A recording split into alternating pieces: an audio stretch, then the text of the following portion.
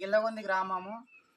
మా గ్రామంలోని గిల్లగొంది నుంచి కోనరపల్లి వరకు రోడ్డు సౌకర్యం లేక చాలా ఇబ్బందులు పడుతూ ఉన్నాము. అయితే ఎండాకాలం అయితే అస్తకోస్త బైకులతో తిరిగే అవకాశాలు ఉన్నాయి, అంబులెన్స్ వచ్చే అవకాశాలు ఉన్నాయి. కానీ వర్షం పడినప్పటికీ బైక్ కూడా వెళ్ళలేని పరిస్థితుల్లో చాలా తీవ్రంగా ఇబ్బంది పడుతూ ఉన్నాము. మరి రోడ్ని తొందరగా చేయాలి. అలాగే ఈ గ్రామంలో ఇంచుమించు 30 కుటుంబాలు ఉన్నాము. అలాగే మా ఊరు పక్కన పెద్దరుగొంద గ్రామం ఉంది, బుడలగొంద గ్రామం ఉంది. అయితే ఇలా 3 గ్రామాలకి సంబంధించి రోడ్ సౌకర్యం లేక చాలా ఇబ్బందులు పడుతూ ఉన్నాము. దయచేసి ప్రభుత్వాన్ని పట్టించుకోవాల్సిందిగా మరీ కోరుతూ ఉన్నాం. ఈ గ్రామంలో మరి బాలింతలు గర్భిణీలు ఉన్నారు కనుక అంగన్వాడీ సెంటర్ కూడా వెంటనే మరి అమలు చేస్తారని కోరుతా ఉన్నాము. స్కూల్ కూడా